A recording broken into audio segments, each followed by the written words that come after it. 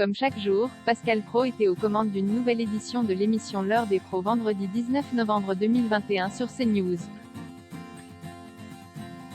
Un numéro qui fut notamment marqué par l'énorme clash du présentateur avec l'une de ses chroniqueurs du jour. Ce jour-là, le journaliste recevait également l'une de ses consoeurs en plateau, en la personne de Nathalie Chouk. Cette dernière était présente dans le cadre de la promotion de son livre, intitulé Chérie, Jaille rétrécit la droite, qu'elle a coécrit avec son confrère Olivier Beaumont. Bien évidemment, Pascal Praud a profité de la présence de Nathalie Chouk sur son plateau pour l'interroger au sujet de son ouvrage, dont il a lu différentes parties à l'antenne.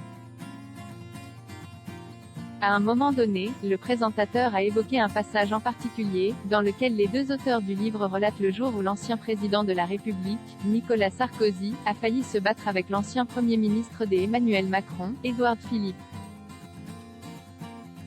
Vous êtes sûr de ça, lui a demandé Pascal Praud, le sourire aux lèvres. Je suis plus que sûr, c'est Édouard Philippe qui le raconte, a affirmé Nathalie Chouk, avant de poursuivre.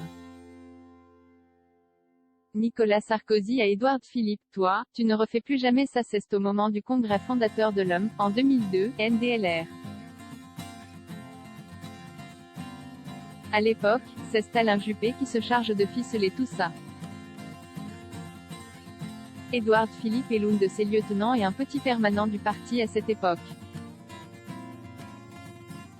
D'ailleurs, Nicolas Sarkozy le considère un peu comme le stagiaire à qui on va demander le café, a expliqué la journaliste pour recontextualiser les faits.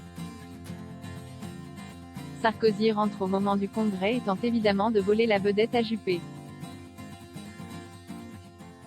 Philippe s'interpose, a souligné Nathalie Chouk, avant de préciser que Nicolas Sarkozy a pris pour habitude de parler d'Édouard Philippe en l'appelant le chauve. Donc, dans les loges, Sarkozy attrape Édouard Philippe, qu'il connaît à peine, et lui dit « Toi, tu ne refais plus jamais ça », a conclu la journaliste, tout en réaffirmant que l'ancien Premier ministre Emmanuel Macron avait déjà raconté cette histoire publiquement à plusieurs reprises.